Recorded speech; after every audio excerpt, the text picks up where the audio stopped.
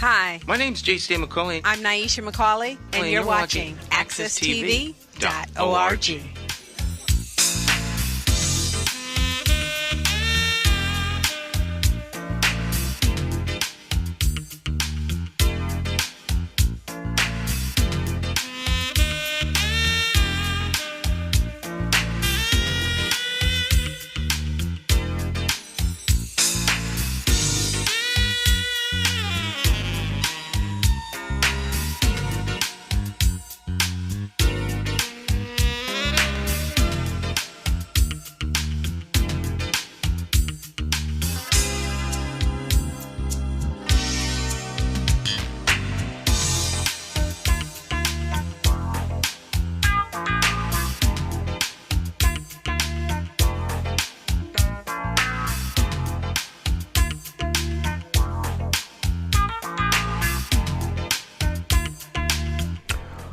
All right, my friends, once again, it's time for Morning Talk. It's Morning Talk with me, your host, J. Stan McCauley, of course.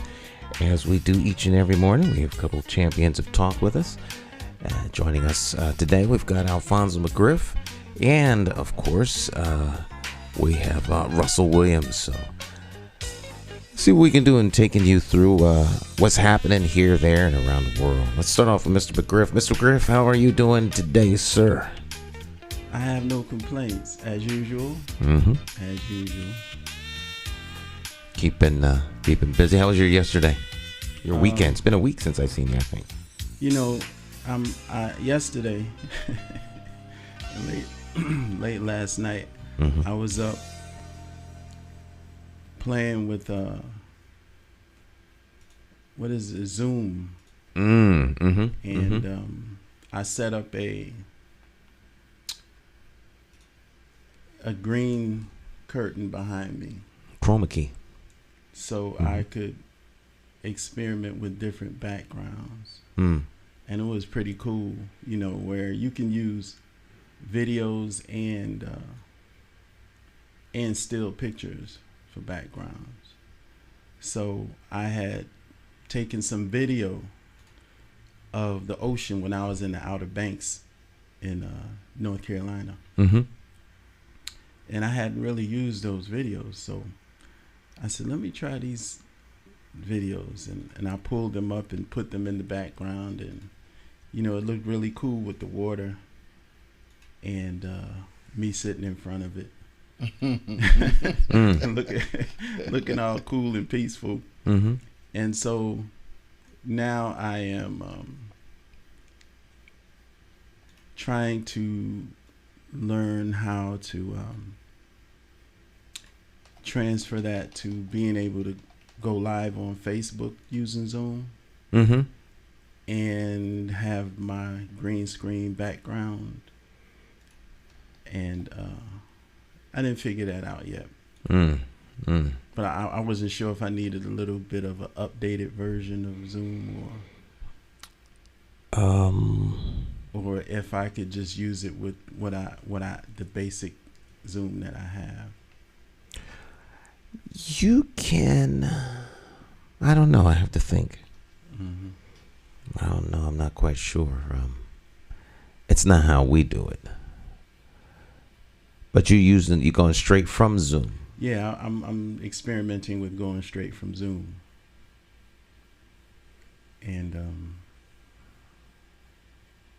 using Zoom to do YouTube Live as well. But to use Zoom as the source. Trying to see if I've seen people doing it. I just don't know how to do it. All right. I'll tell you what you need to do. Okay, cool. Yeah, it's just one little piece missing out of there. Yeah, so I'm getting ready November 17th to launch my new channel that I've been telling you about, where I call myself a self-proclaimed relationship maven, mostly dealing with how we interact with each other. But and that's usually a major part of the success or failure with all types of relationships, including interactive relationships on the personal, intimate level, intimate, loving level. So that's what that channel is going to be about, and it would be cool for me to be able, I can see that I can record the videos using the green screen through. I haven't figured out how to use the green screen through through iMovie yet. Like pick my own backgrounds. But that's the other thing. Like iMovie has some bootleg backgrounds, but I want to use my own. So I figured it must be a way to incorporate my own backgrounds as well. So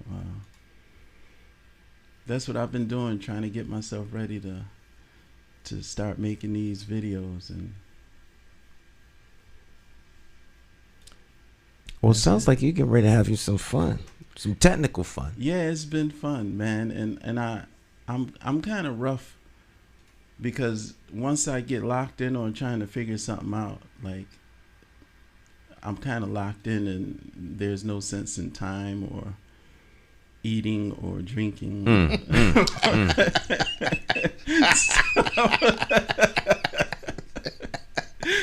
So yeah, I've been there many a year. Yeah. So I've been in a little bit of trouble the last couple of days, but I think I'll do better. I don't know. I can't even say I'm gonna do better. It's just I don't know. It's just something in me. I can't move till I figure it out, man. I know the feeling. So the things I needed to figure out last night, I did. And as soon as I figured those out, I came up with another list of things I had to figure out. So yeah, it never ends. Yeah. It just keeps on going. Really? Yeah. Oh, yeah. Oh. It just keeps going. It keeps going. Trust me, it keeps going. No, good. Well, it's a wrap for me. Mr. Russell, how you doing, sir? I'm doing great. Doing fantastic. That what he just said actually sounds pretty amazing. It's actually very thought provoking, and I was tuned in until he got to the no eating and no drinking part. I then that kind of had to turn that station, but it sounds like a wonderful project. That's the kind of creativity I think that we need. That is something that's constructive. Sort of, in my mind, it sort of edifies the body, if you will. It tends to build.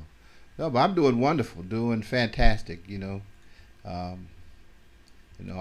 systems are go. We're eager to be a part of Morning Talk. Your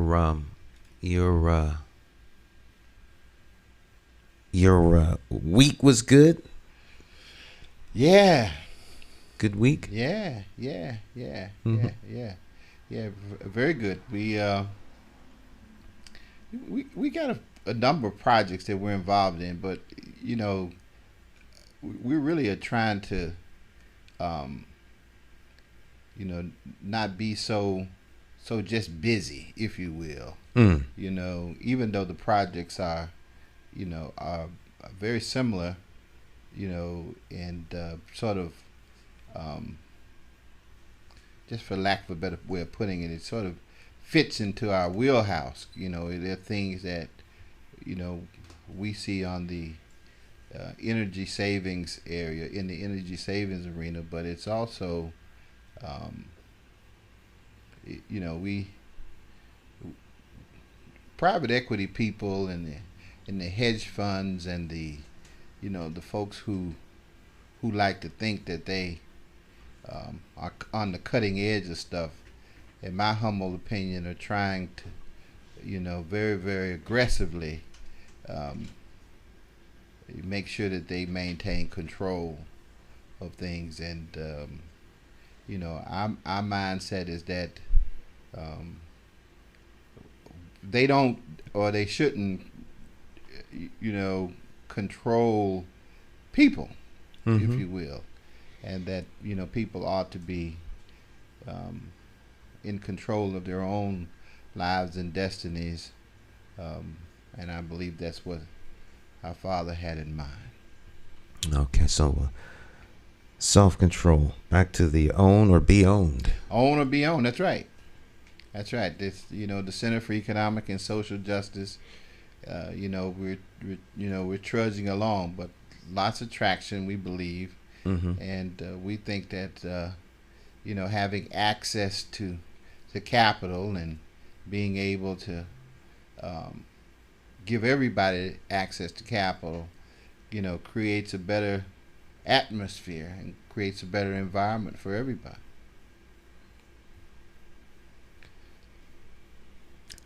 I was thinking about Alphonso's dilemma. He got my mind working. Oh. You need an ATEM. Have no idea what that is. An ATEM Mini. I was thinking about Russell talking about with Russell's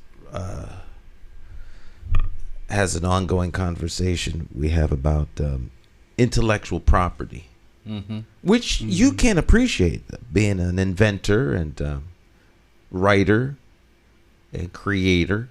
Absolutely. Of things, so with copyrights and patents and things like that. But ideas. A friend of mine, who you both know and sometimes tunes into the program, made a quote. But the quote, the copyright and ownership tag to the quote was longer than the quote. And I was wondering to myself, can you actually, can you copyright a quote? Have a great day because it's going to be sunny. Copyright J. Stan McCauley, quote by J. Stan McCauley. Well, and, before long you won't say anything because you're afraid someone might use your quote. And, to what extent does one want credit for a thing that one says or does or invents, or is one trying to capitalize or monetize? This is a long-winded way about getting around to the ATEM. But I was thinking about power. And, power is when you empower others. To give, it's like the power on our electricity is useless if it doesn't flow from one place to the next. Right. And I guess ultimately it would be great if we could have free power. To me, electricity should be a human right. You shouldn't have to pay for it. Kind of like the Tesla was trying to. You saw what it got Tesla dead. Yeah, trying to do free power. Right. For everybody. For everybody. Power is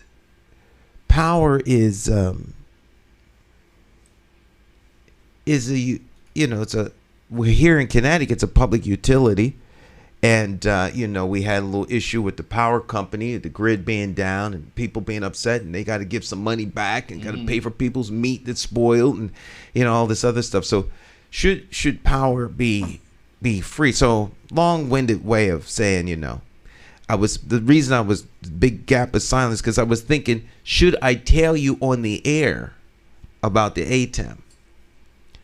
Because it would be given away like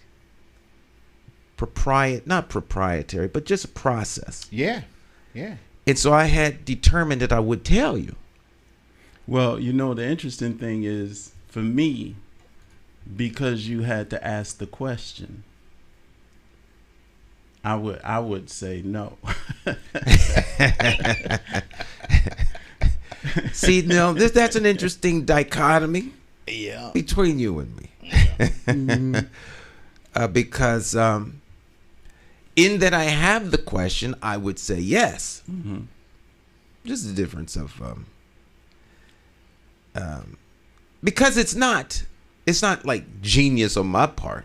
We can go to YouTube and see videos on the stuff, so it's not like, Right. But information is power, and people hold back information as opposed to letting the information flow. Mm-hmm. I give you an example.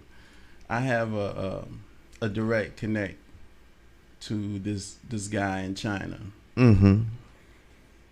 Anything that I need made or produced, whether it be hair products, Mm-hmm. he's had books printed for me. My first 2 books, I had them printed in China. Mm-hmm. My conversation cards, I had them printed in China through Mm-hmm. him. My invention, I had it done through him in China. Mm-hmm. This guy can get anything done because Mm-hmm. they make everything. Right. And I have approached my people at various times, including some people in the hair, the beauty supply business. Mm-hmm. And I've approached them and I said, hey,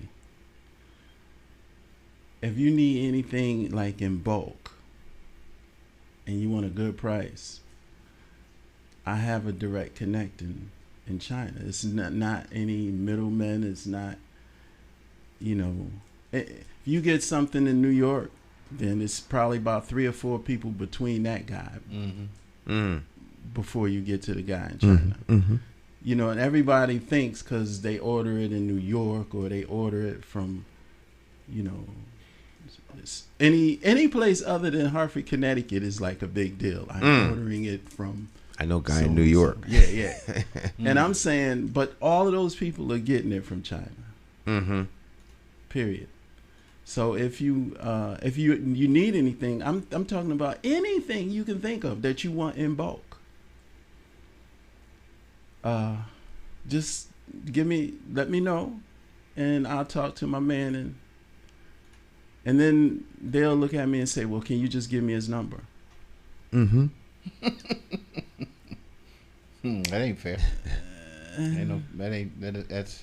And I'm like, I have the information, like you talking, Mm-hmm. but no, I'm not just gonna hand it out like that. Mm-hmm. Not only if it represents a potential business opportunity for me, because you are paying probably 3 or 4 times already based on the business opportunity you have lended to the people you're connected to. Mm. So I'm just telling you, I'm one person in the middle with a direct connect, and been rejected every single time by everybody. I had this huge opportunity, right? Mm-hmm. A guy called me from New York. He knows that this guy called me. He said, Alphonso, I know you're in the hair business. Mm-hmm. And I know somebody who needs a lot of hair. They need to buy it in bulk. Mm-hmm. And I said, really? Now, this is what he told me. I don't know what... This is what the information I received. And I said, okay, so you know this guy who needs a lot of hair. And he said, yes. He said he's connected to a guy in Israel. And whatever the reason in Israel, the women there wear wigs on top of their hair. And a lot of people wear wigs.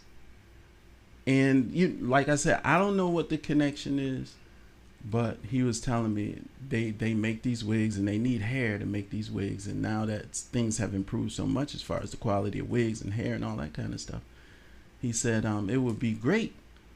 We need to be able to order a lot of hair. And I said, no problem. So I called my guy. Mm-hmm. And I explained to him what was going on, and this dude gave me like an education in the hair business to help me understand how this thing works. Mm-hmm. And I said, okay, cool. And he told me to find out what they wanted. So I found out, set up the order, the whole nine. And I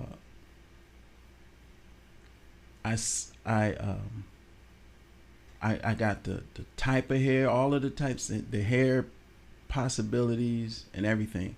And the guy in China said, listen, you have to charge a minimum of this for this hair, because the quality and the whatever, you can't go lower than this. He said, now when you put whatever your little percentage on top of it, that's fine. I'm actually, he said, when I put my percentage on top, I can't go lower. He gave me a price. You can't go lower than this, man. Right. And I said, okay, fine. And my thing was, that percentage that he talked about was cool with me, because he knows that it's gonna be maybe another in between or two. Mm-hmm. So you don't want the price to be ridiculous. You don't want to put a percentage that's way too high on top before it gets to the next person. But he said you can't go lower than this. So I just went with the price he said you can't go lower than. Right. And tacked that percentage on. And now that gave this guy room to put a little something on top and then give the person a price. The guy after me, he doesn't know the hair business. Right. But he's just, all he sees is money. He tacked the price on so high that it just blew the whole opportunity up. Just blew the whole opportunity up. Mm-hmm. And I was like, man, sometimes, and there was plenty of room to make plenty of money, like plenty of room to make plenty of money. Even if he didn't do anything but just put the same percentage on top that I did, he would have made a lot of money. But he just being greedy. Greed. And just blew the whole deal up. And I was like, man, so the one of the challenges that we constantly deal with in our communities, we just don't trust each other. And we'll pay. What my grandmother used to say, the guy will go across the street to the white folk to buy ice because his ice was colder for whatever the reason. And wouldn't buy the same ice from his own people. Your grandmother from down south. Yeah, so yep, Tennessee. Oh my God. So where about in Tennessee? Right there in the heart of music, Memphis. Get out of town. Yeah. Aren't you from Memphis? That's my hometown. Born Yeah. and raised. Oh yeah. My grandmother's sister was called Ma Rainey too, because she sang and everything, and That's she came after the original Ma Rainey, and they would call her Ma Rainey too. That's huge. Yeah. Big music, and big opportunities, and you hit a whole bunch of bells and whistles just went off when you said that. Especially with you talking about commerce and really sort of bringing it full circle in terms of trust in the community. Very few people, and I caution people sometimes about what we say, not because it's not good information, and not just because of proprietary rights. We also have to understand that there are rules and regulations around the exchange of certain ideas and certain information that others in some mischievous way could misconstrue it to be, your attempt at marketing or your attempt at advertising or something like that, and then suggest that you're in a business that you don't realize you're in, that you could be penalized for making suggestions about or giving advice to. For example, what I heard as a person who just a student, of commerce, is I heard somebody talking about imports and exports of products. I just happen to know this brother, and got nothing but love for him, and for the effort he makes, and his entrepreneurial spirit is, in my humble opinion, is genius. I like it a lot. Entrepreneurship is, in my humble opinion, the key. In terms of our community, changing its atmosphere and the dynamics in it. But when we say stuff to people with a certain trained ear, you're now delving into an arena that has rules and regulations around it that could potentially come back, and somebody could say, now, for the record, didn't you say that you did this with da da da da da da da? Where's your license? Where's your license to do that? And if you're not licensed to do that, do you realize that what you're doing is you're exchanging goods and commodities, if you will, that haven't been completely sanctioned, if you will, by regulators. The folk that want to cut. Yeah, well, yeah. Well, not all. I shouldn't put it that way. They really don't. They can't actually. What they're doing is they're trying to protect the consumer. They're saying if you buy, especially when you buy in quantities from sources outside of, the United States, who has all of these regulations around products and services, caveat emptor, buyer beware. So you may get a 100,000 pieces, if you will, that are fine, but the next 200,000 or so are defective. You bring up a good point in terms of. I've been doing this for a minute, right? But I mean, in terms of the consumer, because a lot of people don't think about it. And when you said that, because I've the old Harvard Public Access television station on Sequoia Street. Right. I designed the station. Right. And it was just an empty space. Mm-hmm.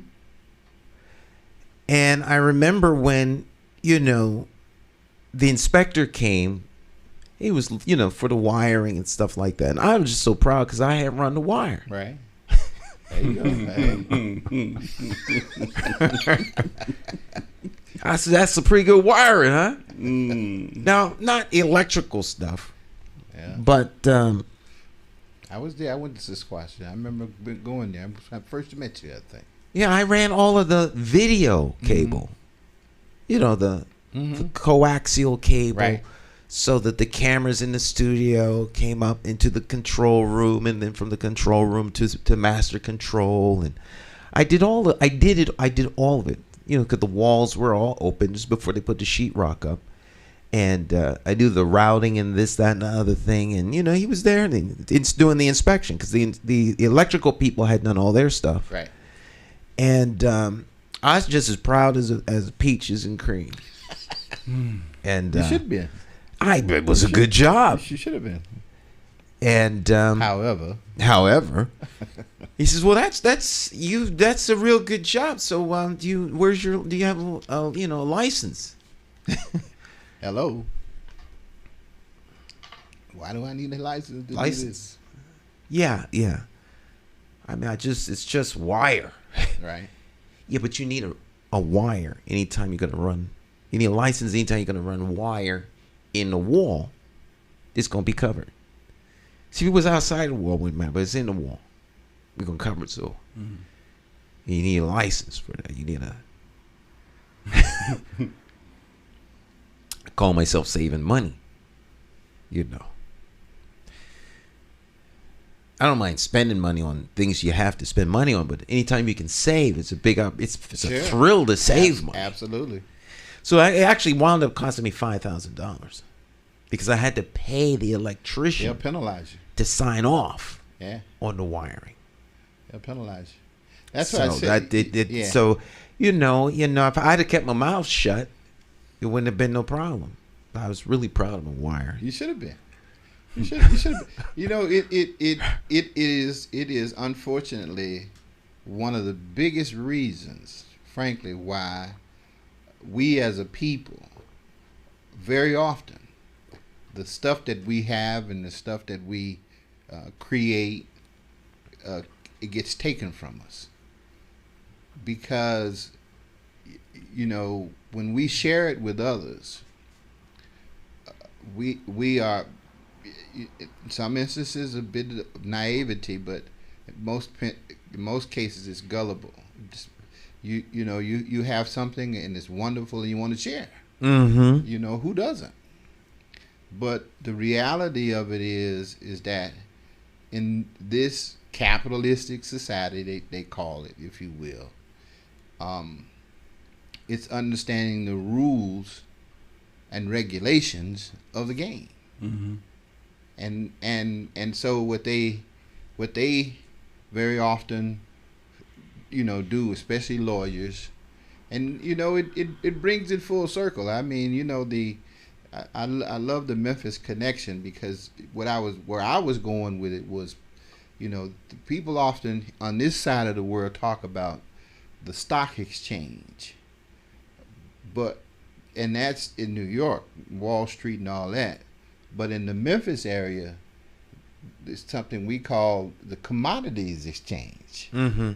So it's the difference is, we're talking agriculture, soybeans and a whole bunch of other stuff, where these guys are talking about, futures and shares of stock and bonds and equity and those kinds of things. So it just behooves us, if you will. And I think this brother said this the last time we were here, to learn to work together. To learn to work together, and really, with a certain degree of trust. I think that, in most cases, we've learned certain behaviors, especially the stealing and the hoarding and the greed and all that other. Those are learned behaviors, man, from a society that never had our best interests at heart. It's always, as far as they're concerned, it's theirs because we're their property, kind of an attitude. And it smacks of, unfortunately, an immaturity on the part of just a huge part of the population. And I say that, being a part of it and not understanding it as well as I should have myself. I've had huge opportunities myself, huge, that I didn't realize were as huge as they were. I mean, Allstate had never had, Allstate Insurance Company never ever had an insurance agency in the city of Hartford. Insurance capital of the world. But Allstate was barred from doing business in the city of Hartford. Barred. I mean, all of the laws and all of the other stuff was, they were, because they knew once they became a part of the market that they would take market share from some of the other carriers, from some of the other, providers who were giving insurance. State Farm and some of these other people, you could buy it, but they just didn't sell it inside of the city Hartford, if you will. So they gave me what we call the pen. They gave me the pen, the actual ability to write and to bind coverages with my signature. Mm-hmm. But I didn't. Quite frankly, the power I had, didn't completely understand it. Mm-hmm. Just didn't. And so we fought,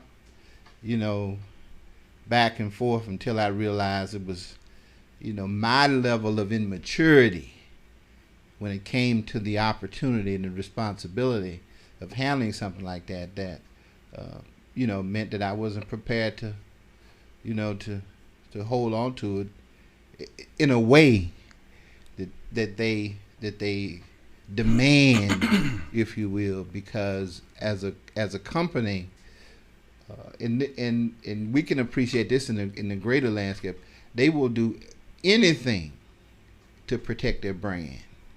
Anything. Allstate, the good hands people,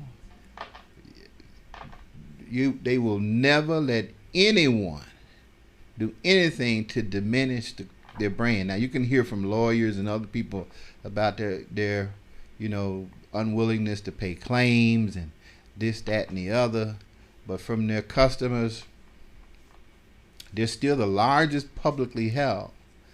They're not the largest carrier, but the largest publicly held personal lines insurance company in the country. So I just say all that to say that proprietary information and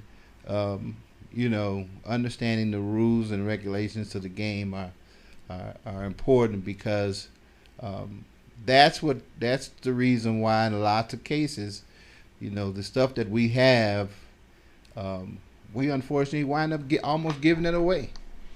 Well, that's they really take it, but we do give stuff. You think like Sears and Roebuck.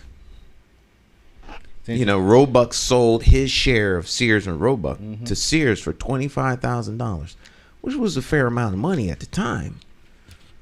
But he didn't see what Sears saw, right? And it was a steal.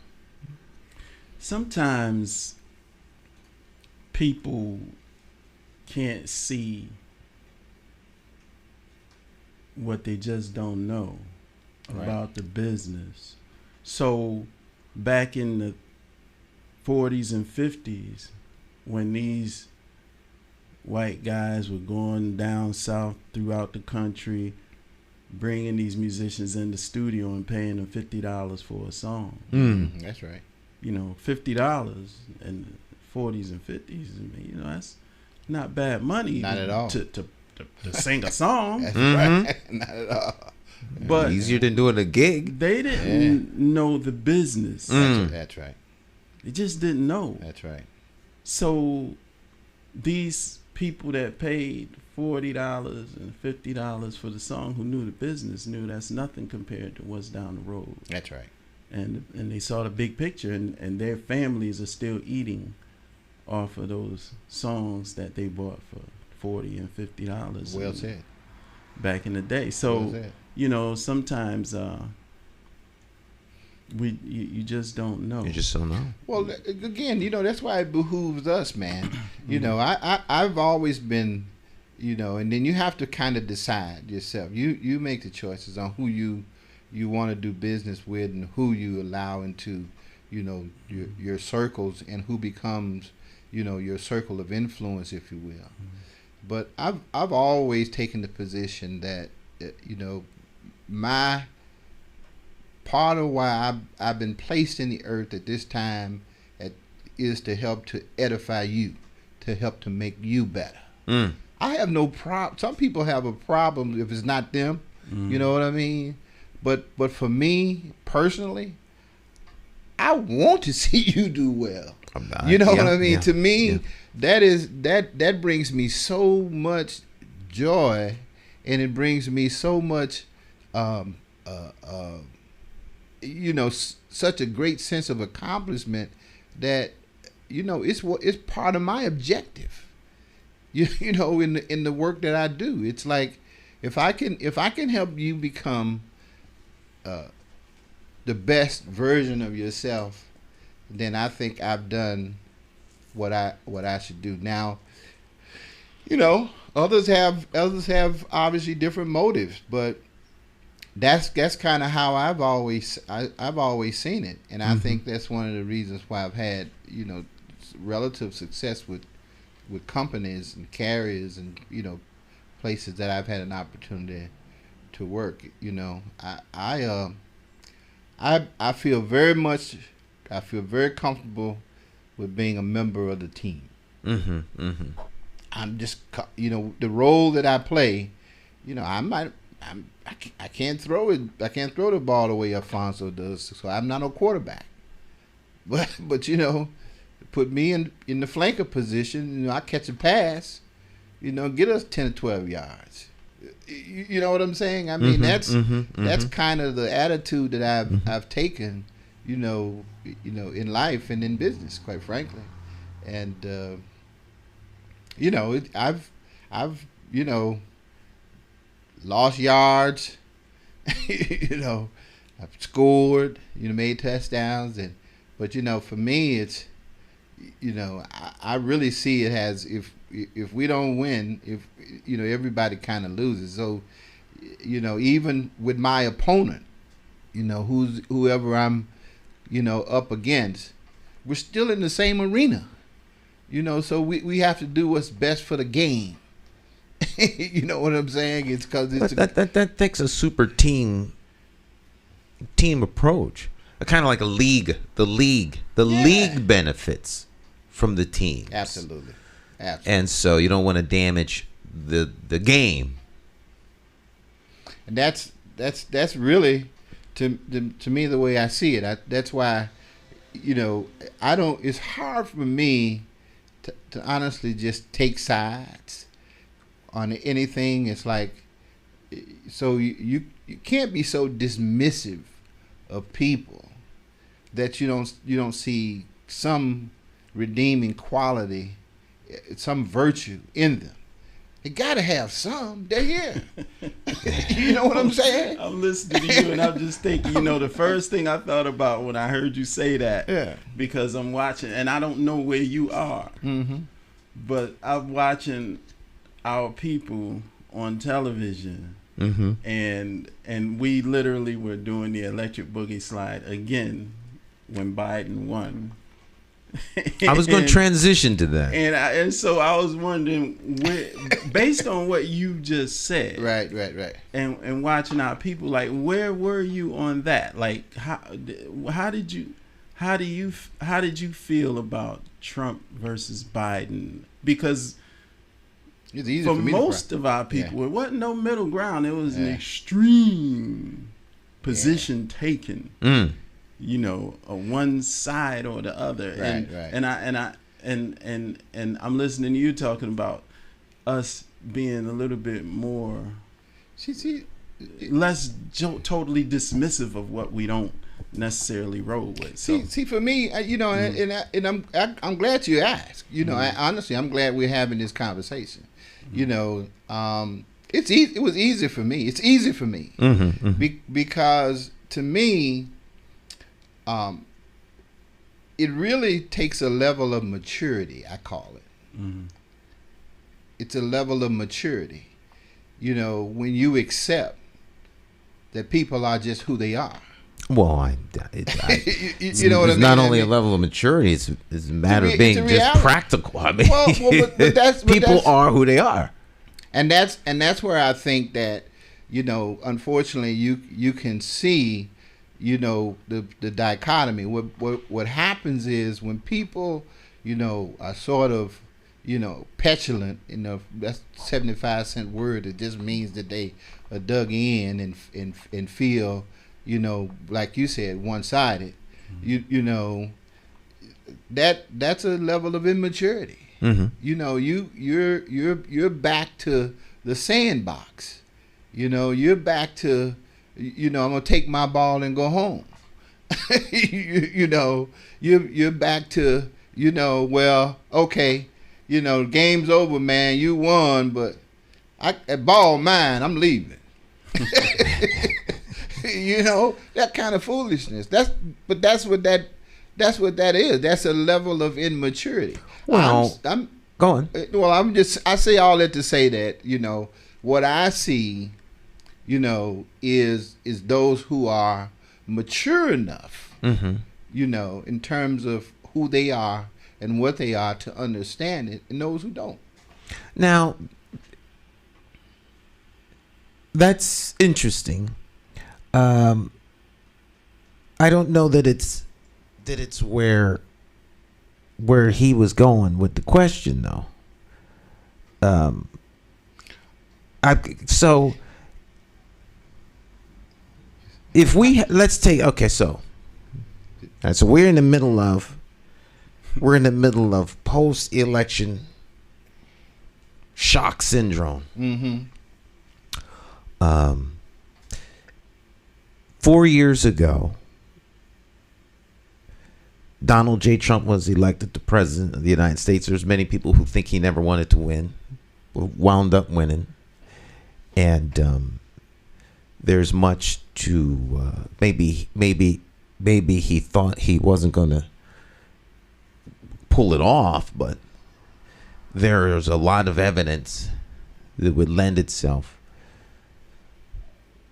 to the idea, the notion that he fully intended to run for president and had done the background work to lay the groundwork down, including his father, for him to do so for a long time. So he didn't just decide to run. This was a very thought out, very strategic plan.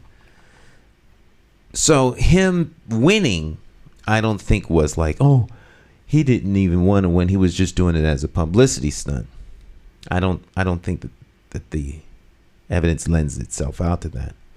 But when he won, it seemed as though there was an all-out effort to do whatever it took to get rid of him.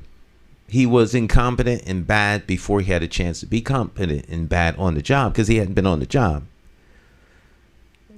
But some of those very same people now say that, well, like Whoopi was on the other day, get over it. Get over it. Now, the transition hasn't happened yet. And she was on a get over it. He's the president now. And so, yada bada bing. Get a hold of yourselves and get on. But she never got a hold of herself in the whole time he was there. Right. And I only say that to say this.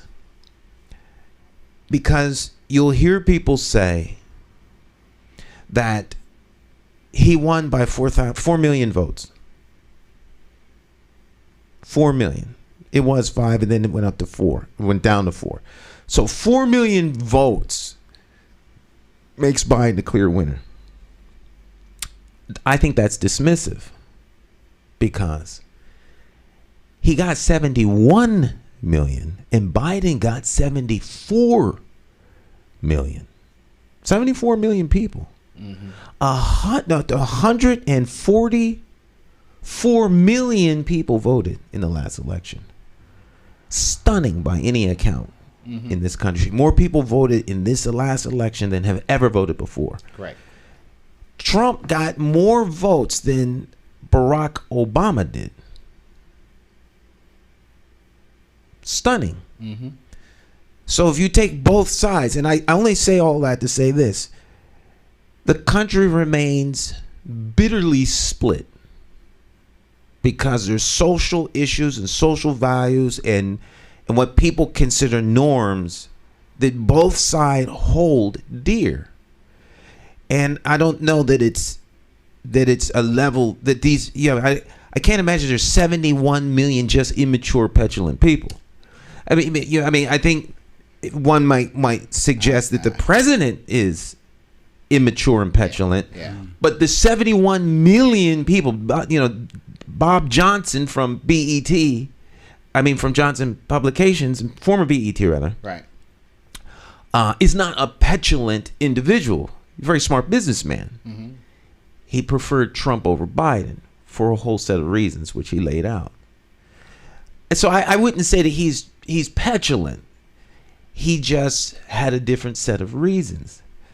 And I think that we have a country right now that is bitterly split. Now, Van Jones, man, that video had a video that he put out in October.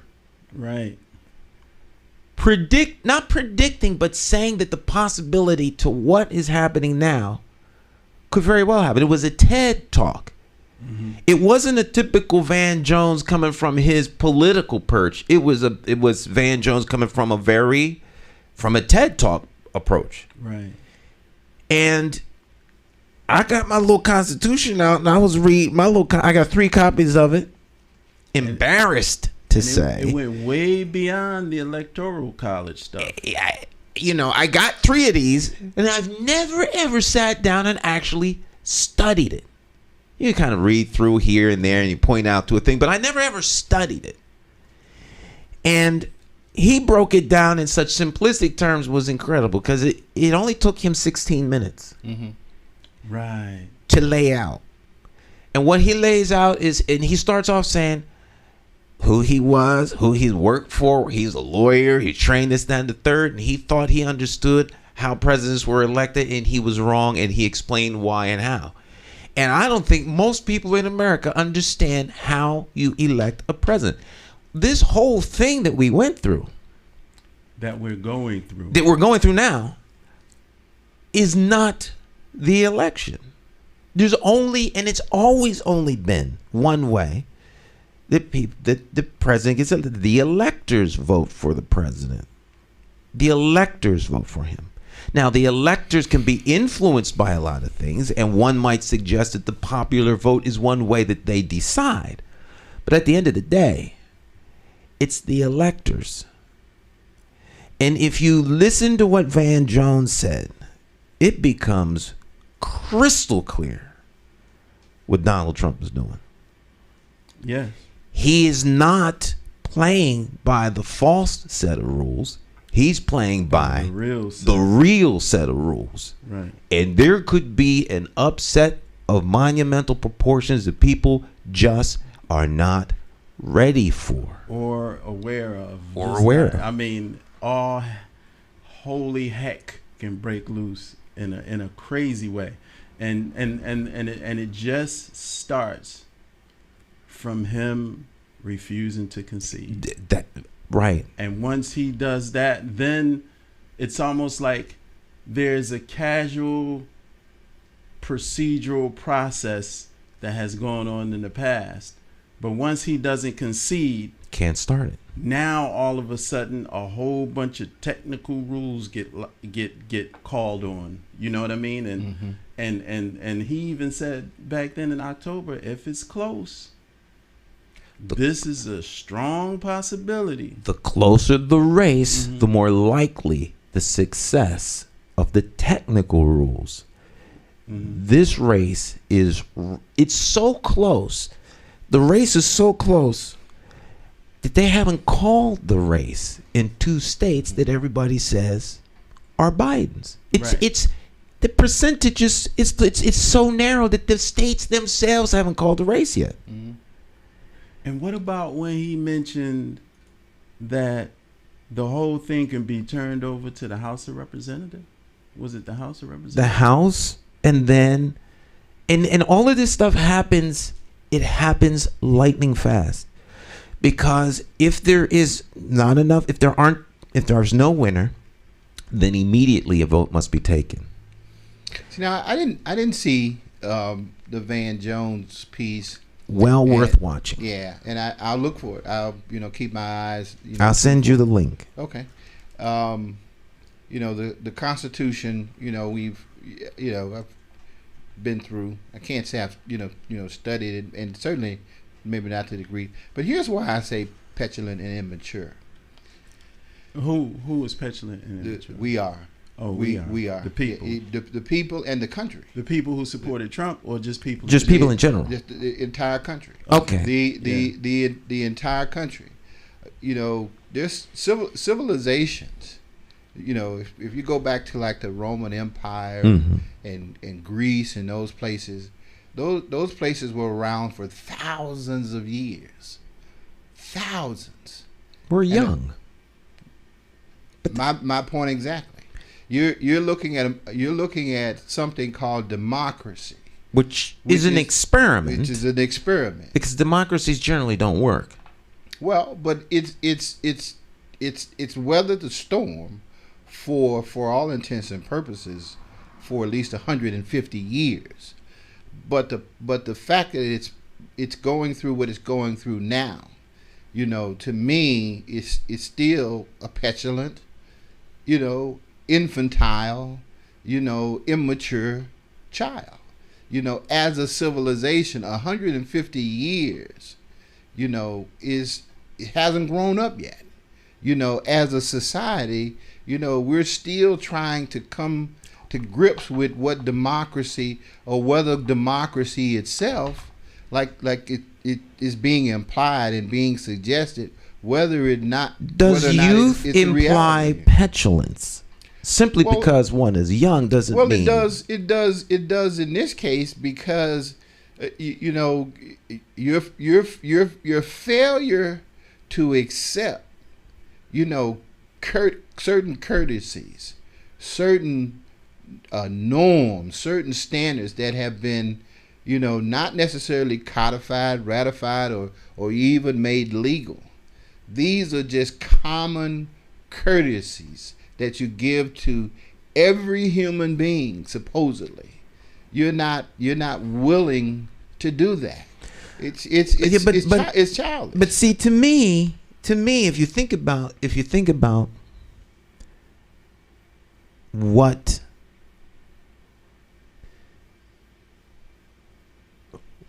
we have replaces, in my opinion, what we have replaces mob rule, pitchforks, baseball bats, thuggery, going downtown and dragging the leader out, beating him to death, and install our new folk. Because we come together, we debate, we argue, and then we agree on these rules, and we set them in play until the next time we don't get along. Right. We have courts. All these cars parked all around me is the court system. For months, these parking lots were empty. And it occurred to me, if not yesterday, the day before, that all these people are here to help folk that can't get along. Mm-hmm. Because someone hit somebody or wronged someone, and there's all these people are actually coming into this building so that they can actually have a guy come and stand before a judge and hear his or her sentence. I got jury duty papers right here. Right here. Asking me to come and be a part of a system so that people can, because these people don't get along. That's the point of a civilized society, right? So to me, to suggest that we should all just get along like we all love one another is not consistent with reality. The fact is, we don't get along. We don't like each other, and folk are willing to go to fisticuffs. That's the immaturity. You just define the immaturity. When people, you think other societies aren't immature? Oh, sure they are. If we're settling our differences, if the only way that you and I can settle our differences is that we have to resort to fisticuffs, then our differences never get settled. Because even if I, for some reason, use my might and my force to overcome you, that hasn't done anything to change you. All that's done is to use to subvert you. That's all it's done is used to really to punish you for choosing something different than myself. That's total immaturity. What you've just done is you've destroyed, in some cases, yourself, because what you're diminishing is our total ability to be able to become more. Because so how do you get that point across to the guy that's sitting in prison? I mean, you. Well, I no. can apply that rule to me, but I can't apply it to the guy across the street. That he, buddy, you're not acting mature. You're bringing the whole society down while you do. Meanwhile, he's throwing a punch at me. It's not hard. It's not. I think we make it a whole lot more difficult than it has to be. I think first of all, and this is one of the reasons why I embrace personally, as my guide, the scriptures the way I do, because it's very clear, that love is far more powerful than hate. You'll never get an argument with me with that. But that is not a remedial, minimal kind of statement to make. It is all encompassing. Everything hangs on that. If you love and respect the next person, you're not gonna harm them. You want what's best for them. That is. But Russell, that's a given. We're not talking. No, it's not a given. That's what you just see. We're not talking about you exercising that. Understood. So the person that hates someone, the murderer, that there's people in the court across the way who are on trial for wronging someone. Right. Where is the love in that individual that you're suggesting if that love is more powerful than hate? And I know it is. I would like to throw a couple of monkey wrenches in. I want to hear your monkey wrenches. Well, the first monkey wrench is that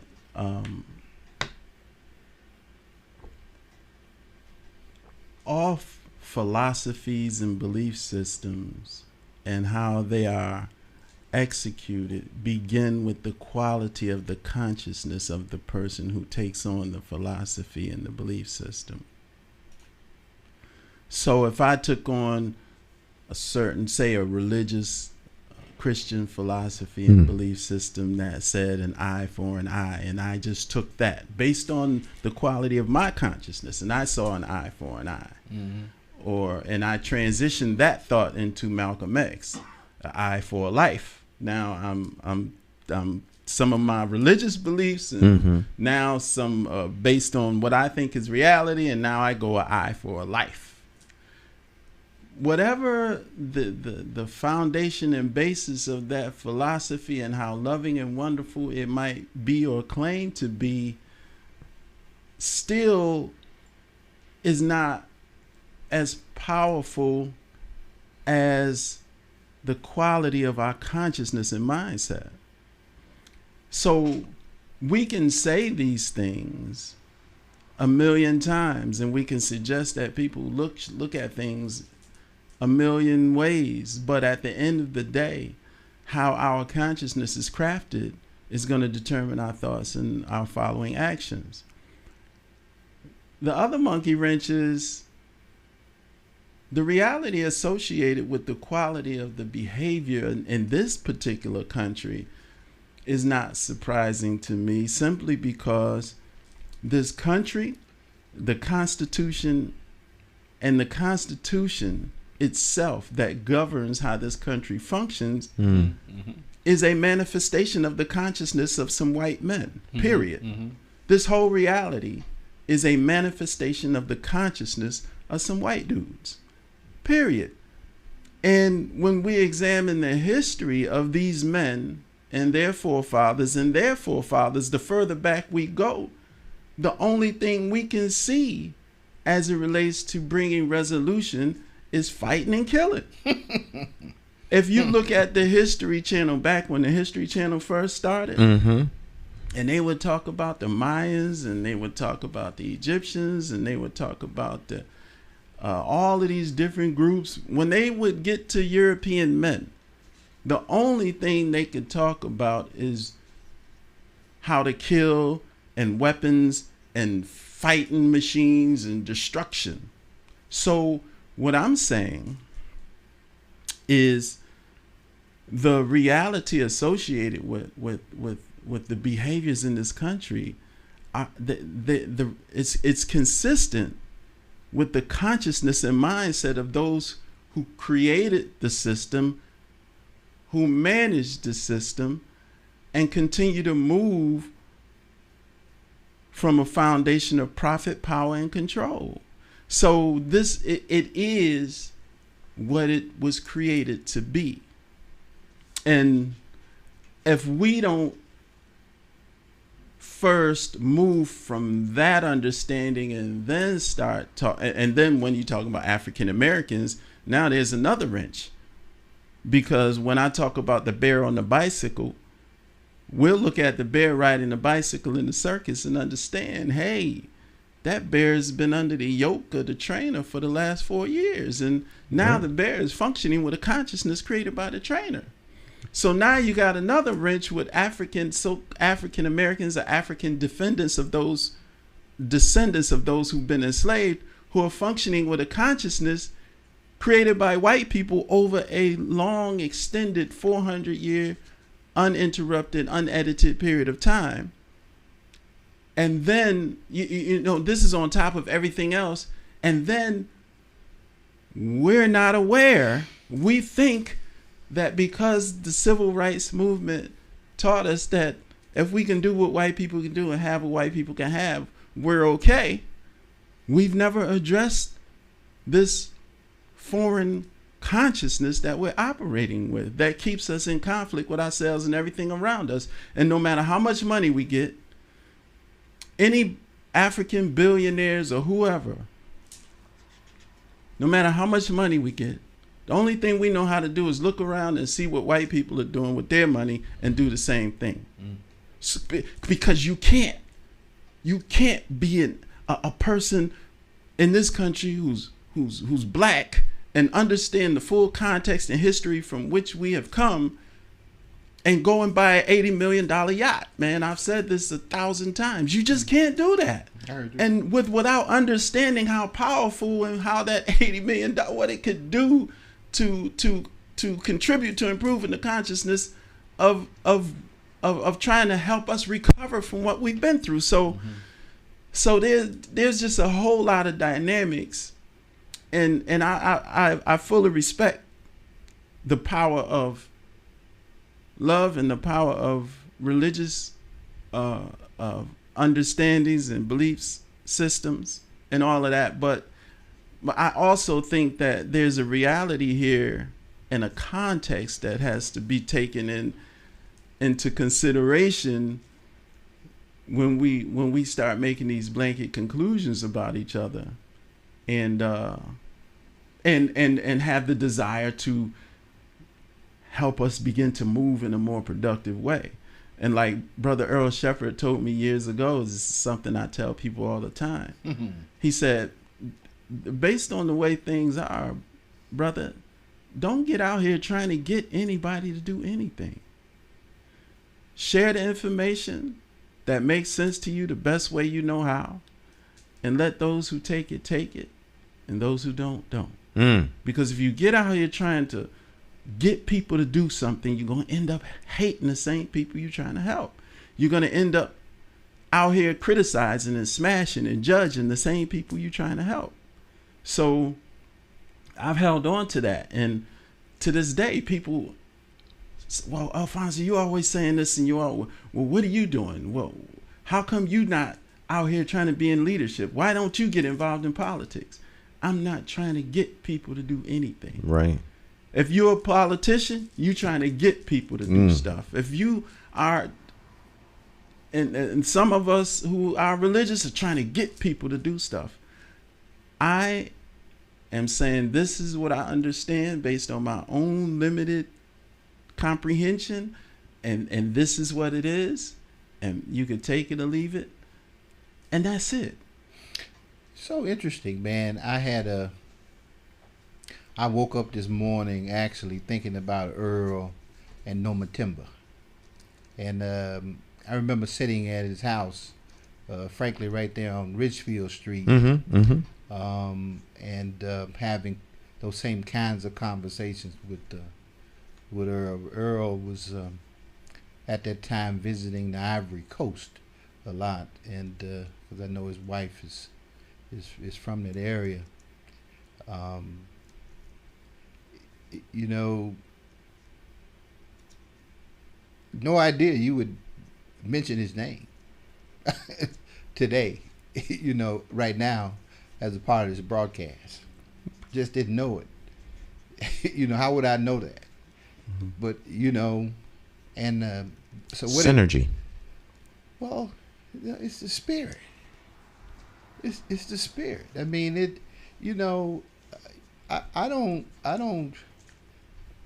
you know, I believe in God with all my heart. Not ashamed. 100%, you know that we're made in His image. Mm-hmm, mm-hmm. You know, the reality, you know, that what we see isn't, you know, the reality that God sees. You know, the things that we are grappling with, you know, quite frankly, just makes us who we are, you know. And so, you know, that's why I said, you know, when I look at who we are, and what we are intended to be, you know, after, you know, thousands and thousands of years of civilization evolving, and people still, you know, angry and frustrated. I think with development. Mm-hmm. I mean, to a point, you know, I know 70 million sounds like a lot. You know, 71. Well, 74 it's not a lot compared to a billion. That's right. The reason I bring up 70 million is because there's only 350 million in the country, so 70 million isn't a lot. But for our country, and what I'm saying is that 70 million people can't be just set aside as being petulant.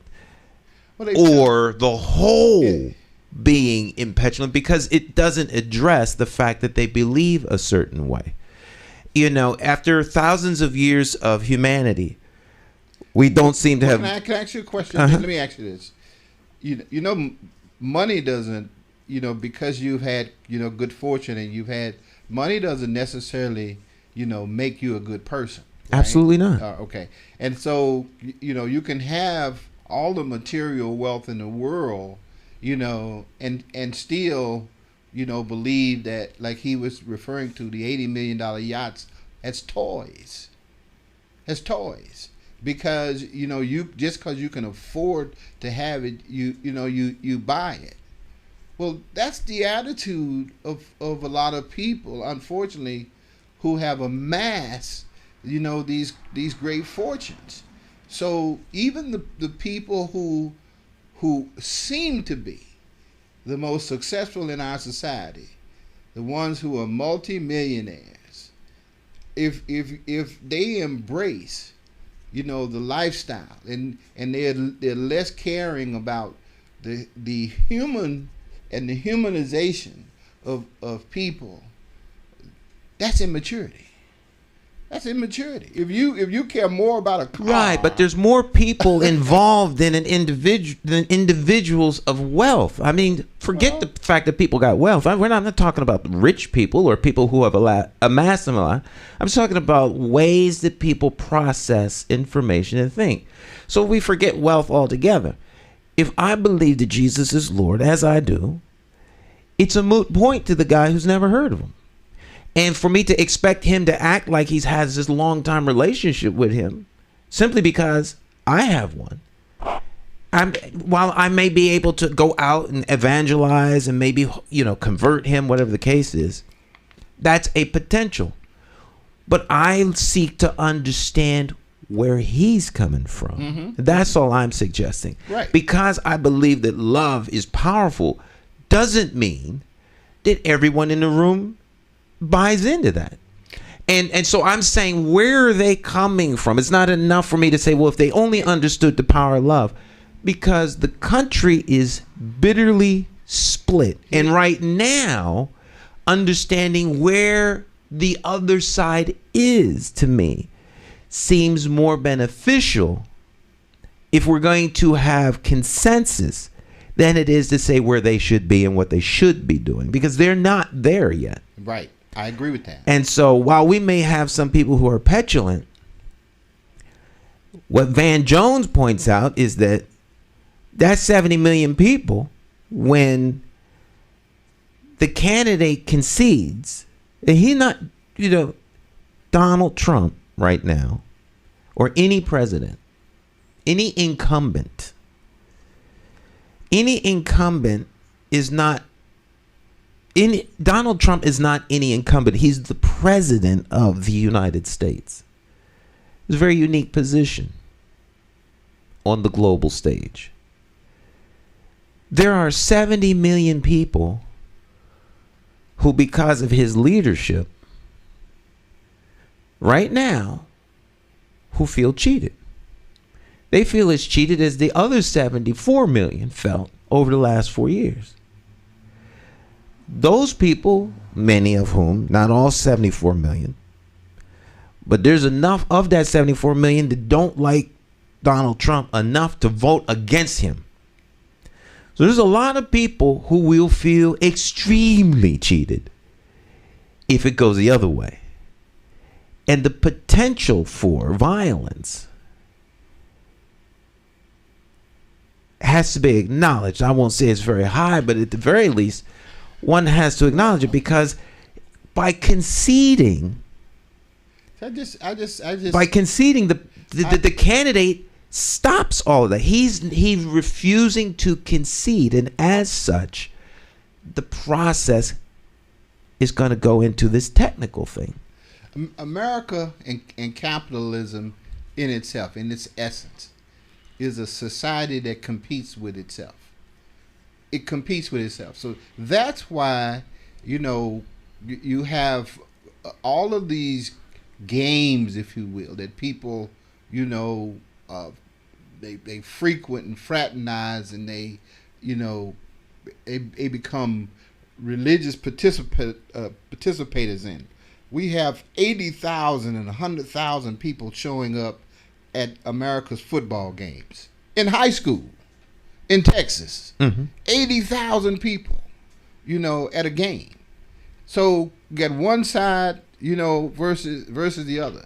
Baseball, basketball, soccer, all of these contests. Very competitive. All of these sports, even though they're professional, even though they're considered the best of the best, they're just contests, and they're games, and that has, in my humble opinion, made America look at itself as really a game.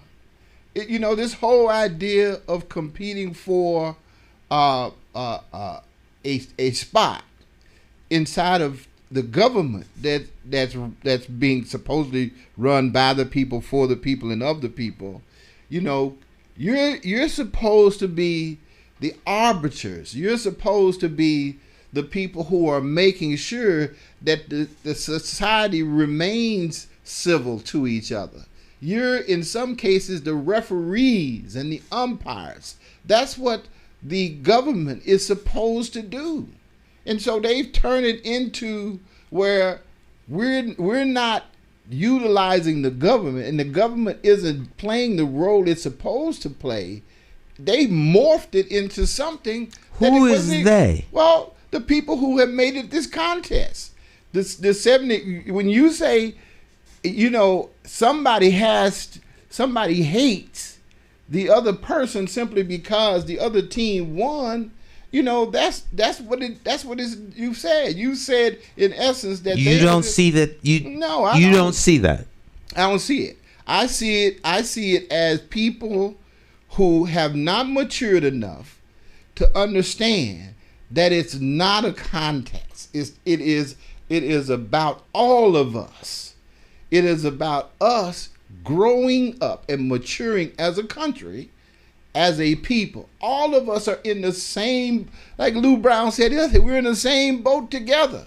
We're all in this together. No one person The whole point of having a democracy is so no one person completely decides for everybody. That's why you have 3 branches of government. Well, that's not new. You have the legislative, you have the executive, and you have all those branches. So these people, no one person should be able to do that. So the people driving around the state capitol every weekend down here, blowing horns with Trump flags, should just understand we're all in this together and go on home. They should. But they're not going to. So I'm saying I'm trying to move beyond what they should do to where we are. And I just want to make sure that I'm not. I think we're at the same point. We're just talking about obtaining different objectives. See, you believe that it's just because they have decided to be and take the position that they have that's somehow, is how we should accept that's the way the game is. And I'm saying that is not how we should accept it. We've never accepted that to be that way. We've understood, for who knows how long, that here is what matters to all of us, not to just one side or the other, but to all of us. And what matters to all of us is the reason why we created the rules, because there is a civilized society, and what's best is that we respect the outcomes. We respect the outcomes. That's as best as you can hope for. Now, I can dig what you're saying. There's a clear difference between where Stan is coming from and where you're coming from. And when I hear Stan saying, but if we're going to move or come up with solutions or anything, we have to accept it the way it is. We have to see what is and accept the way it is. And I hear you saying, well, I see what it is, but I'm telling you what it should be. And based on what it should be, we should be functioning this way. And one of the interesting things that I've learned, and it came from this one thing called anger. Mm. And one day I finally realized that 100% of the time, anger is the result of a reality that we don't like. 100% of the time. Mm-hmm. And this right here just encompasses this whole thing, man. Mm-hmm. Mm-hmm. Anger is the 100% result of a reality that we don't like. And then rather than to accept the reality, we choose to remain in denial about the reality and then use that anger to validate everything we say that supports why we're angry. Mm. Whereas if we accepted the reality and said, this is the way it is, this is my plan that I'm going to create to address the reality the way it is, not the way it's supposed to be, not the way it should be, not the way I want it to be, but I'm going to come up with a plan to address the reality based on what it is. Begin executing that plan, and then allow myself to continue moving forward with life without holding on to the bitterness and anger associated with this particular reality that I don't like. Mm-hmm. And then once I saw it from an angry place, I started seeing how wonderful accepting reality can be. And it's a very interesting thing, because when you start asking people to accept reality, oh, so we're just supposed to accept being shot down in the streets unarmed. Well, no. When I say accept reality, I'm not saying just accept being shot down in the streets unarmed. What I'm saying is accept the reality that this is an occurrence that has happened and is going to continue to happen based on what we know about how things have gone on. That's how we examine just about everything. Right. So now, what is the plan To deal with the reality? Come up with to deal with reality.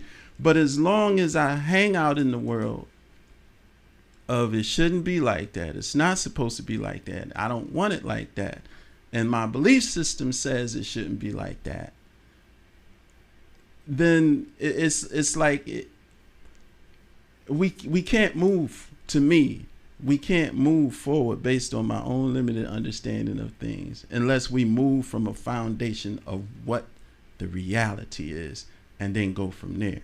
But I believe I understand what you said intuitively, and it was eloquently, stated, that accepting the reality of where people are and moving from that point is where all of us hopefully have to be, instead of staying. You forgot one key piece. What piece? Accept the reality of who people are and what the situation is. Devise a plan to deal with that reality. Right. Execute the plan and then begin moving forward with life. We can't forget about devising a plan for the reality and begin executing the plan. Well, see, and that's what I was offering. Hopefully paraphrasing. To make sure that we had connected in terms of what you were saying. But I agree with that. And so what the plan is what you refer to is what I call maturity. That's what I call maturity.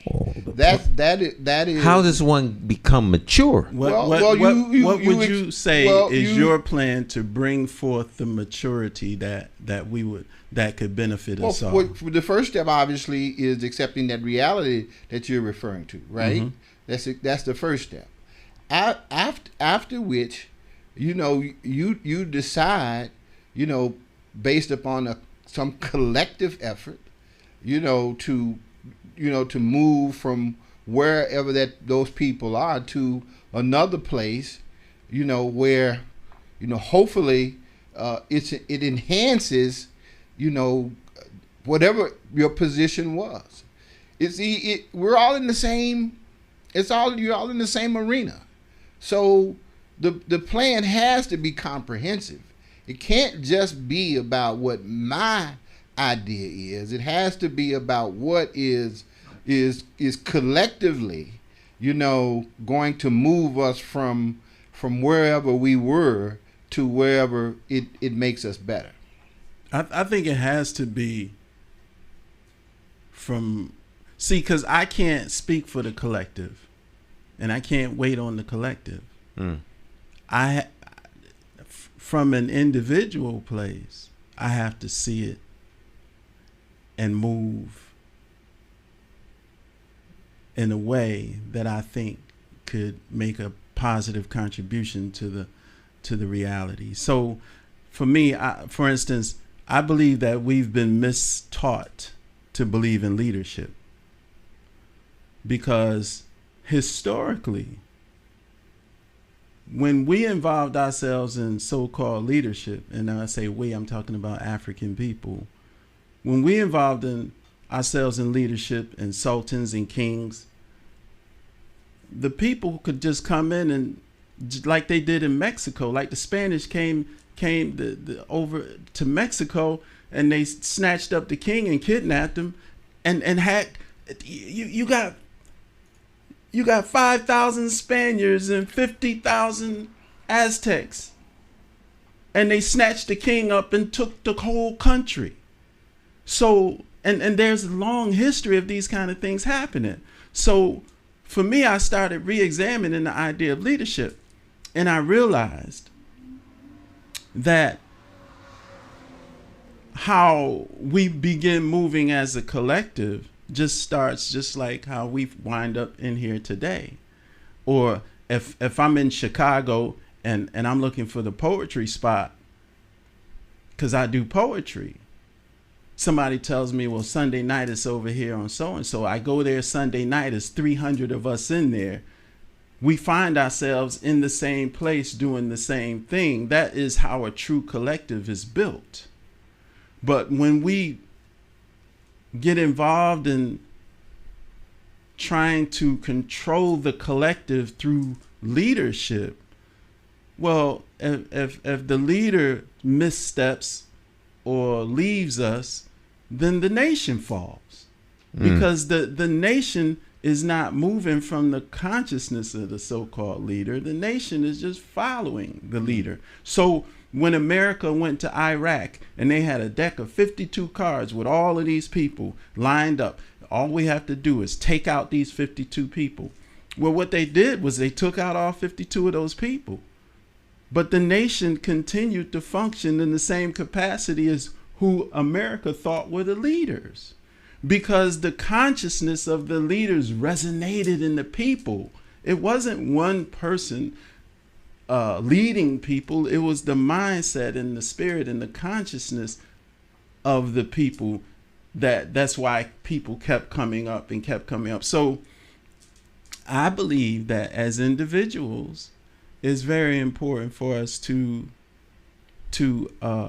move in the way that we see and that we believe we should move in the best interest of ourselves and the people we have a desire to help. And then people who are catching our energy, our spirit, our understanding, begin moving in the same direction, and we find ourselves in the same place doing the same thing. And there's a quote that I came up with, and I think about what you were talking about, copyright, trademark, and I didn't do either one of these with this quote, but it's mine. I don't care. And it says, "I'll be the sun, and the flowers will find me." That is very true. That's true. But now, what you're saying brings back full circle to your comment that started us on this journey of conversation about people dancing in the streets when Biden when the news media proclaimed Biden as president-elect, and they called the race, and people are, there's pictures of folks dancing in the streets, and they're yelling out their windows as we've been delivered, we're free, and to me the statement made by that is, if that's how you define freedom, that you've allowed one individual's presence in an elective office to have you imprisoned for the last 4 years, we have a huge problem. That we're not free in our mind. We don't think independent. Our consciousness is contaminated and not there. It's as though that if his ascension is the only thing that liberates you, then we're in trouble.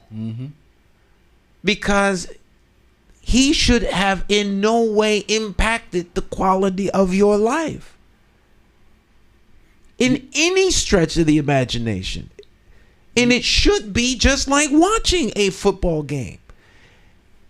I wanted to see what Tom Brady was going to do at the Buccaneers. But Tom ain't having a good day. And it really doesn't matter to me. Yeah. It matters to Tom. Right. Everything is on. Tom doesn't look good. He don't look happy. And if you live vicariously through Tom Brady, then you're not happy. But unless you're on the game field, it really ain't that important. But it is. When UConn women don't win, this is a sad state to be in. It's like the sun doesn't come out. Folk don't talk. There's this funk that hangs over people, and you better not say nothing bad about UConn or Gino, or you could be beat to death in the bar. So true. And so people take it seriously. And so that's what I mean about this situation with this non-concession, because these folk are tight. Well, guess what? Biden and Kamala knows what non-concession means. They know exactly. And they are extremely uncomfortable trying to present themselves as the president and vice president. But now they have to try to go along with traditionally how it's been done when you've been. And if you notice, there are some media outlets that are still being careful using language. They're trying to back it. They're trying to back it down. They're projected winner, and they're using language that says they understand what it means as well. So I think it's just interesting watching how Biden and Kamala, who know what non-concession means, are trying to actually move, with what that means. So interesting. It's powerful. That's why you always hear me, my dear friends, and I'm referring to you both as, the power of words. See, that's why I hang my hat on that, because see, those words that you're using, non-concession, those they have some meaning to somebody in some arena. Obviously, to some, it carries a whole lot more weight and is much more specific than others. But I want to get back to what the brother McGriff was saying earlier about the consciousness, about the state of mind, that a person has, and that being, essential to how they address, any of what, they experience, the state of mind. And then, to your point, Pastor Stan, people,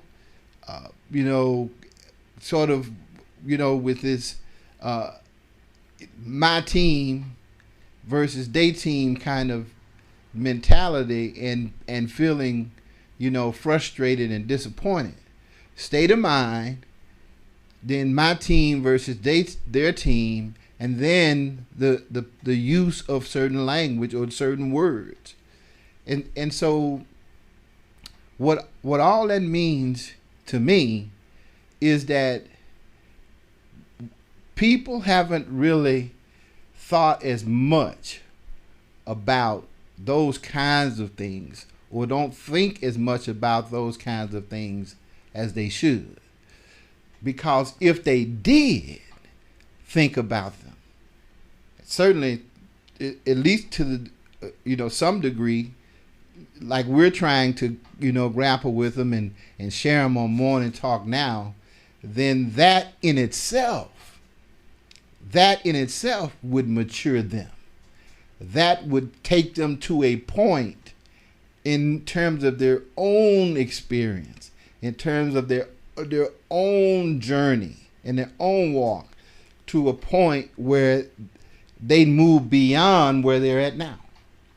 Well, that's what you hope for. Yeah, what you're saying makes me change something that I'm having an epiphany moment. Because I always say talk is cheap. People they confuse talk for action. And so I'm going to change that. Talk is not cheap. Talk is priceless. Because it's only through conversation and talk that one's consciousness can expand. And if you don't start with the consciousness, nothing will happen. Nothing happens. So I'm going to back down off of my talk is cheap, because all you do is sit around and talk. But until we come to a better state of consciousness, that's the best we can do, is talk, so that we can at least now come to some consensus as to what we need to do. So I will publicly say, I will never say again that talk is cheap. That all you want to do is moves us beyond. It moves us beyond.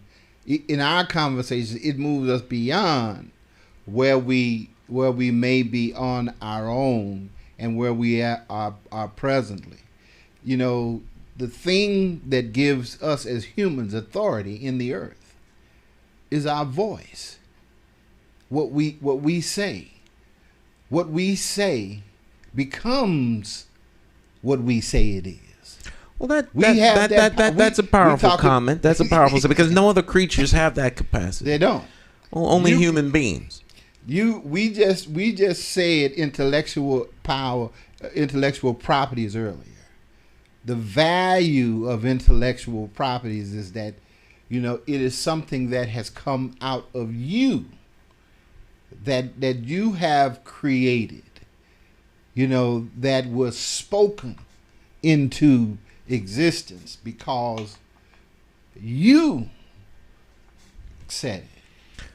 All right, so then we come back to the original thing when we were like 10 minutes into the program. Should I tell Alphonso about the A-10?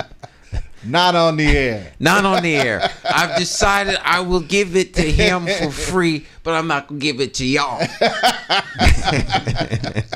And I think that's a sound decision. Is that sound? That's very Is that sound. that makes sense. All right.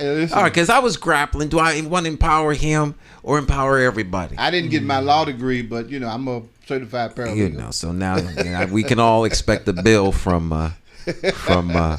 Russell. Yeah, well, hey, listen, I got no problem with sending out invoices. I can do that. Know how to do it pretty good too. Yeah. Did you send an invoice? Let me check my mail. My mail's been slow here. The coronavirus got the mail slow, and the election. I'm sure it got caught up in the wrong bag. You can blame Corona for everything right now, right? Man. Yeah, man. I was late for work. That coronavirus, man. Right. You was drinking Corona. I'm sure the bill came, but you know what I did? I burned all of my mail because I wasn't sure whether it was contaminated or not. You had a Corona? Man, do you realize the Corona? The Corona and tequila? The Corona wow. Beer suffered a great deal. The people who make Corona suffered a great deal financially because of the coronavirus. I believe it. Probably folk think you could get Corona from the beer. You don't drink nothing like that, like liquid death. I'm just joking. That wasn't meant as a slight against your product. I have friends that I don't drink. I don't either. Beer. I don't drink Corona. Put it that way. Yeah, no. Black people should never start a sentence with "I have friends." Right. That's a no-no. No. That's a no-no. No, I have friends that drink Corona. Yeah. No. My Corona friends, right? But it just that's why I'm often very interested in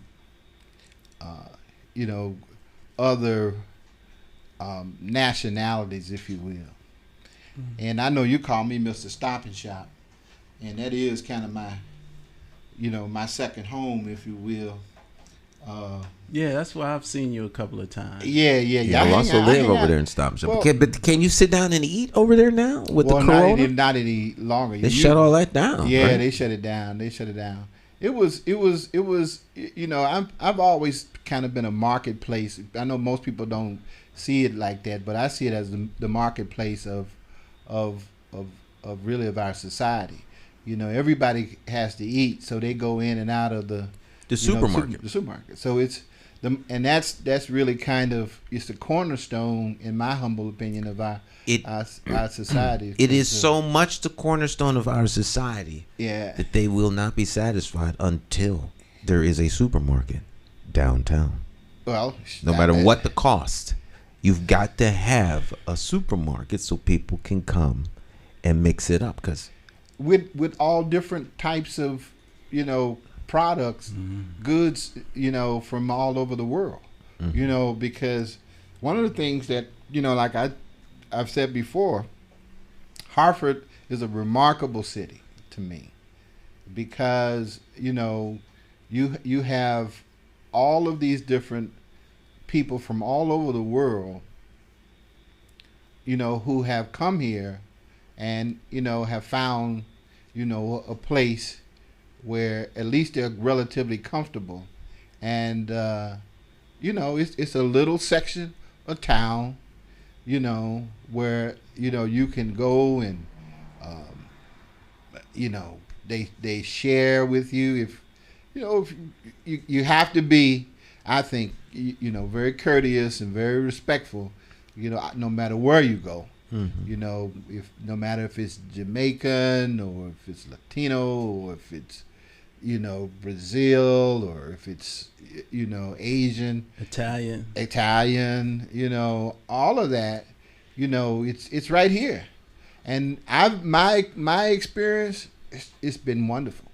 It's been, the folks who I used to see especially in the supermarket and the place, man, it took me a while to understand, but I got to the point where I was understanding, some of the things that they would say, even though I couldn't speak I'm not fluent in any of that stuff, but if you listen long enough, mm-hmm. You understand some of the dialogue, and for the most part, they're just like you and me. People are people. People are people. There's a place on Franklin Avenue. I can't think of where it is now because I stopped going there when I kind of fell back off of eating meat. But mm-hmm. they made these grinders that remind me of, I guess, in the 70s, early 70s when I was making.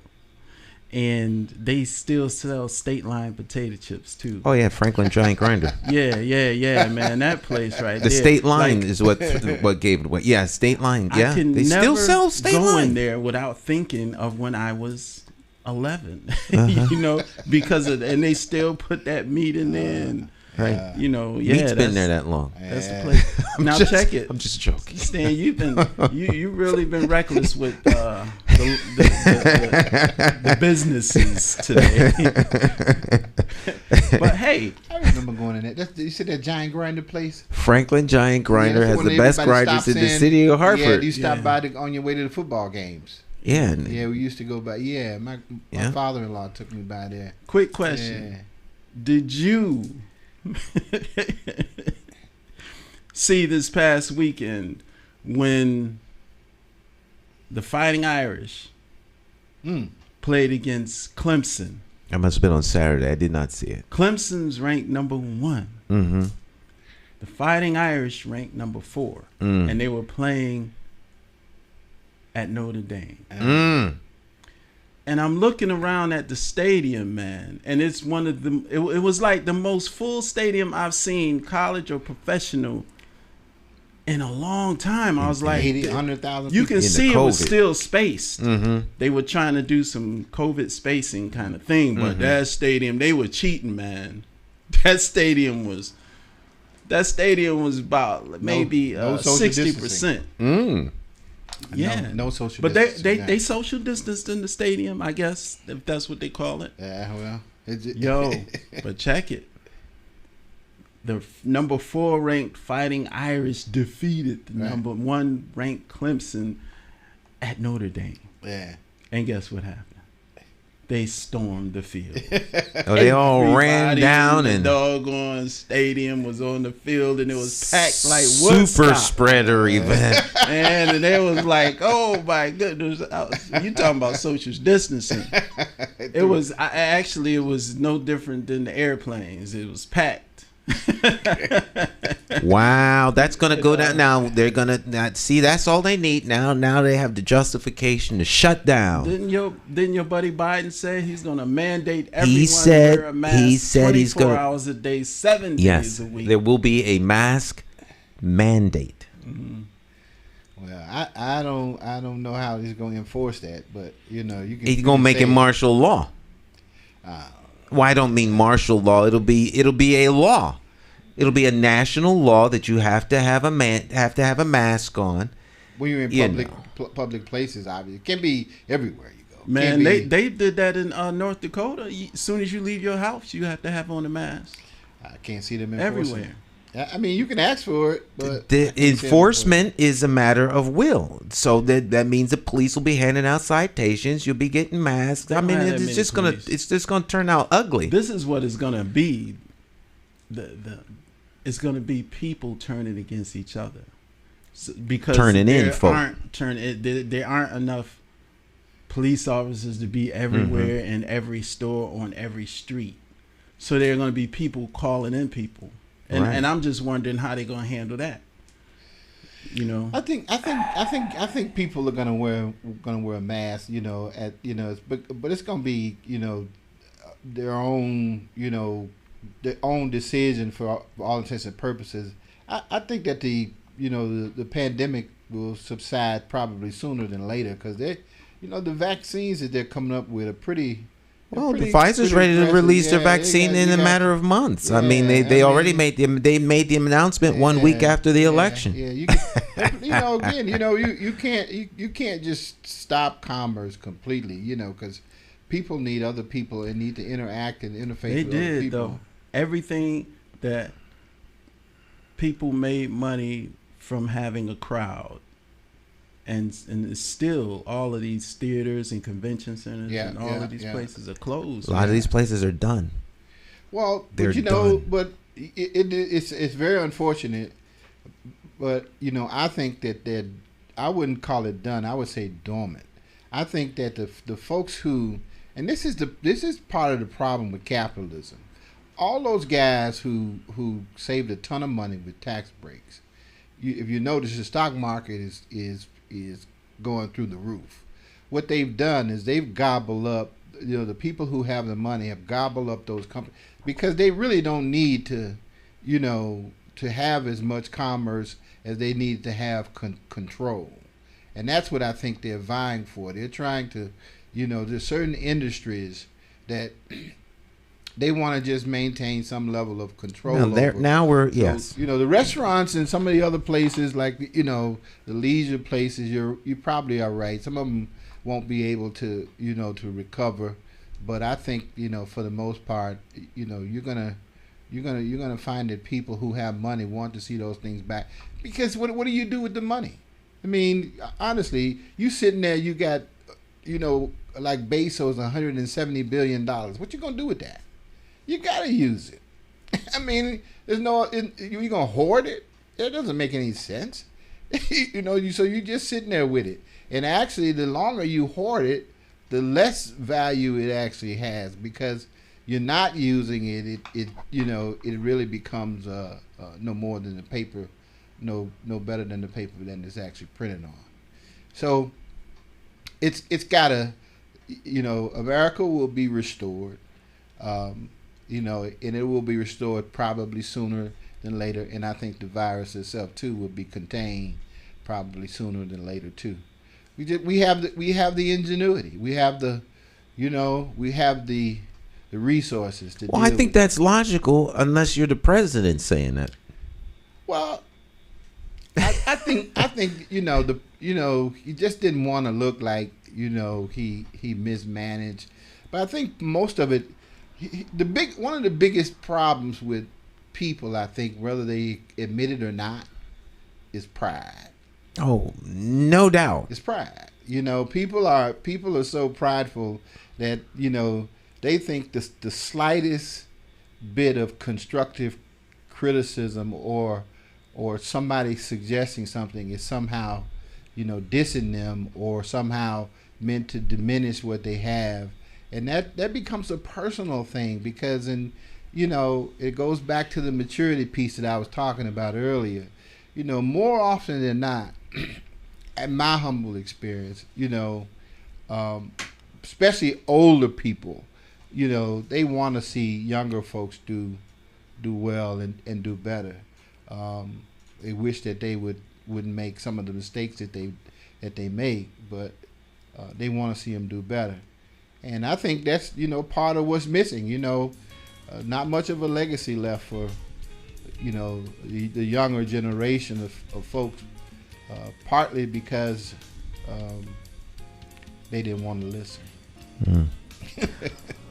Well, I think that pride thing is very real. I think that's one of the unintended consequences of having somebody that's a billionaire in charge of stuff. Billionaires do not take criticism well, because they have the resources to make whatever they want happen. I remember Mike Bloomberg, in the only debate that he was in, I think, ended badly because someone said something about him and he went full nuclear real quick. Really? And it was ugly because no one in their right mind in his orbit would ever challenge anything that Michael Bloomberg said. But up on that stage with those other presidential candidates, they was coming at him and he was like, "Who do you think you're talking to?" You little man. I mean, it was ugly. Yeah. The women talked to him in such a way, made him all get out of. That's why he couldn't be president, right? Yeah, that ended it right there. All right. Okay, Mr. Russell, thanks for coming in. Oh, my pleasure. All right, Mr. McGriff. Look forward to it. Thanks for coming in. And hang out for half a minute, and I'll tell you the recipe for making that thing work. Yeah. All right. Yeah. Okay, my friends, we'll see you tomorrow here on Morning Talk, and you'll have a fabulous day. Problem is I can't see. More about your family, man, from Memphis. Here we go. All right. Ciao. That's interesting. That's